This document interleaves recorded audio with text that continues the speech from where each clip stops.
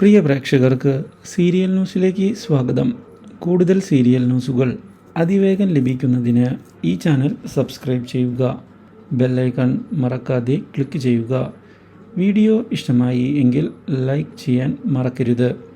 നമ്മുടെ പ്രിയ പരമ്പരയിൽ നിർണായകമായ വഴിത്തിരിവ് വന്ന് സംഭവിച്ചിരിക്കുകയാണ്.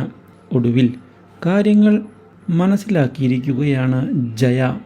ഇപ്പോൾ ഇവിടേക്ക് വന്നിട്ടുള്ളത് മുത്തിൻ്റെ ഗ്രാൻഡ്മയാണ് എന്നുള്ള സത്യം മനസ്സിലാക്കുന്ന അവർ കാവ്യയുടെ മുൻപിൽ സത്യങ്ങൾ കൊണ്ടുവരണം എന്നുള്ള കാര്യം ഉറപ്പിച്ചിരിക്കുകയാണ്. മാത്രവുമല്ല, മണിക്കുട്ടിയെ എങ്ങനെയാണ് വീട്ടിൽ നിന്ന് പുറത്താക്കേണ്ടത് എന്ന് ആലോചിക്കുകയും ചെയ്യുന്ന ജയ നീതയുടെ കാര്യങ്ങൾ അറിയാൻ ഇടയാകുന്നു.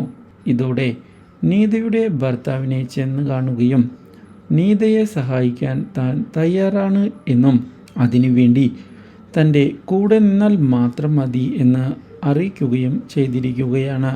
ഈ കാര്യം കേട്ടതിനെ തുടർന്ന് ഒടുവിൽ നീത മണിക്കുട്ടിയെ തനിക്ക് സ്വന്തമാക്കണം എന്നുള്ള കാര്യം ഉറപ്പിച്ച് പറയുകയും അതിനെ സഹായിക്കുകയാണ് എങ്കിൽ എത്രയധികം പണം വേണമെങ്കിലും തരാം എന്നുള്ള കാര്യം ഉറപ്പിച്ച് വ്യക്തമാക്കുകയും ചെയ്തിരിക്കുകയാണ്.